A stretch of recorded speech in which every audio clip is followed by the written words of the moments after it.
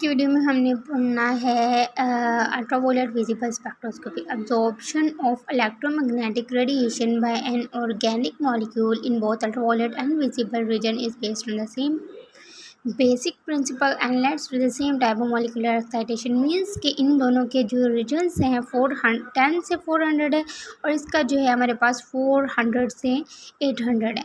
ठीक है, तो ऊपर वाली लाइनों में 2 लाइंस और 3 लाइंस ये इसका इंट्रोडक्शन में थोड़ा सा उन्होंने बताया हुआ है कि दो जो हैं हमारे पास होती हैं इनका जो है इन रीजन्स में लाई करती है, तो इन दोनों को इकट्ठा करके अल्ट्रावायलेट और विजिबल इसीलिए रखा गया है 10 से 400 से 800 नैनोमीटर में रीजन में लाइट करती हैं, तो उनकी जो अब्जॉर्प्शन ऑफ इलेक्ट्रोमैग्नेटिक रेडिएशन होती है वो इन रीजन्स के अंदर होती है। ठीक है, उसके बाद it is therefore discuss together, इन दोनों को इकट्ठा डिस्कस किया गया। Since absorption of ultraviolet visible radiation results in the transition among the electric energy levels of the molecule, जो है हमारे पास उनका एनर्जी लेवल्स भी बताया है। वो रिजल्ट्स अगर वो अब्जॉर्प्शन ऑफ रेडिएशन करती है तो ट्रांजिशन करती हैं एनर्जी लेवल्स के अंदर। It is also usually termed as electronic spectroscopy. हम इसे इलेक्ट्रॉनिक एनर्जी लेवल्स का जिक्र आ रहा है तो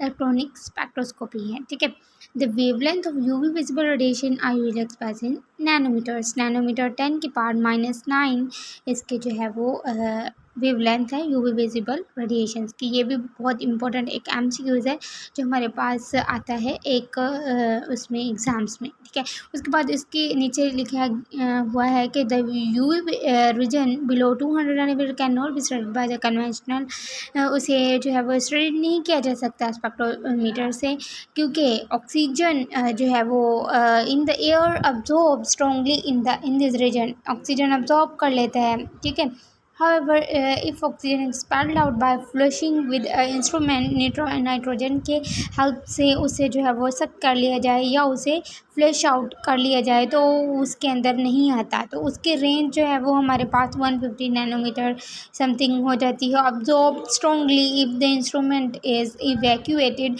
it is possible to study whole UV visible even below 200। हम 200 से जो है वह स्टडी कर सकते हैं।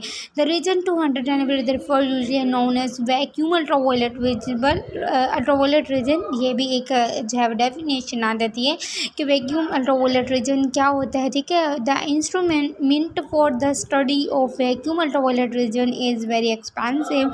वो बहुत ही एक्सपेंसिव होता है, तो इसलिए जो है वो उन्हें टेक्नीशियन जो है वो ट्रेंड टेक्नीशियन जो है वो होने चाहिए ताकि उन्हें ऑपरेट कर सकें। मोreover it is not very usually essential for the elucidation of the molecular structure for the routine जो है हमारे पास प्रैक्टिकल पर्पजेज़। वो mainly interested in ordinary quartz result जो है वो इसका उन्होंने बताया हुआ कि 200 से 400 nanometer because of the atmosphere is transparent.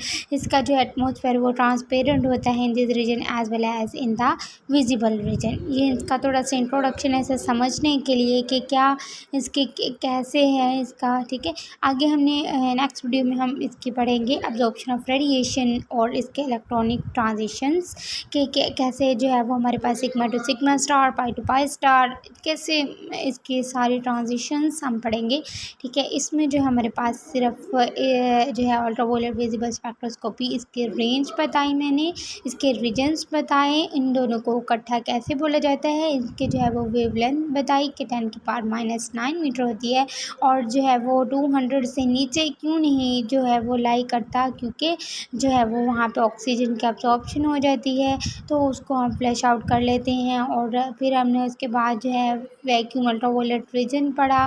ठीक है, उसके बाद जो है हमने इसका थोड़ा सा इंट्रोडक्शन कर लिया है। नेक्स्ट वीडियो में हम इसकी अब्जॉर्प्शन होगी कैसे रेडिएशंस की और इसके इलेक्ट्रॉनिक ट्रांजिशंस वो हम पढ़ेंगे। ओके, अल्लाह हाफिज़, stay safe, stay Sen, stay plus.